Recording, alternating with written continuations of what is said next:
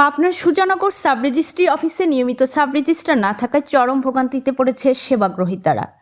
জমি বেচাকেনা প্রায় বন্ধ বললেই চলে। রাজস্ব হারাচ্ছে সরকার।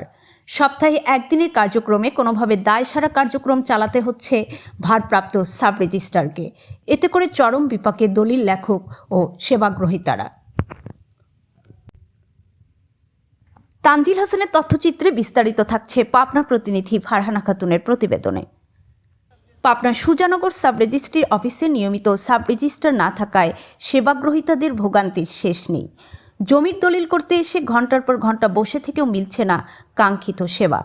এতে করে একদিকে যেমন সরকার বড় অঙ্কের রাজস্ব থেকে বঞ্চিত হচ্ছে, অন্যদিকে জমি ক্রেতা বিক্রেতাদের সঠিক সেবা দিতে না পারায় দলিল লেখক, ভেন্ডার ও তাদের সহযোগীদের সহস্রাধিক পরিবার বেকার হয়ে পড়ছেন, যা সামগ্রিক অর্থনীতিতে বাজে প্রভাব ফেলছে।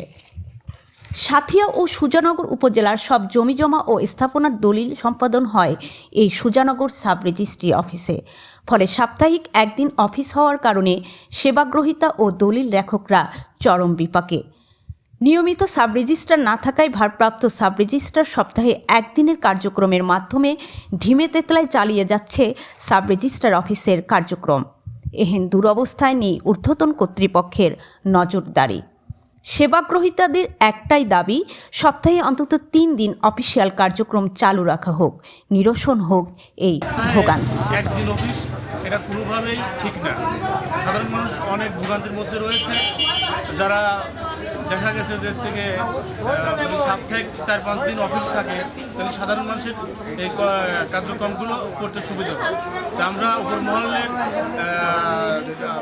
মহলের কাছে আমাদের দাবি যে এই সাপ্তাহিক 2 থেকে 3 দিন বা 5 দিন অফিস করা হোক, তাহলে আমাদের সাধারণ মানুষের জন্য ভালো হবে। পাবনা থেকে ফারহানা খাতুন, রূপসী বাংলা টিভি।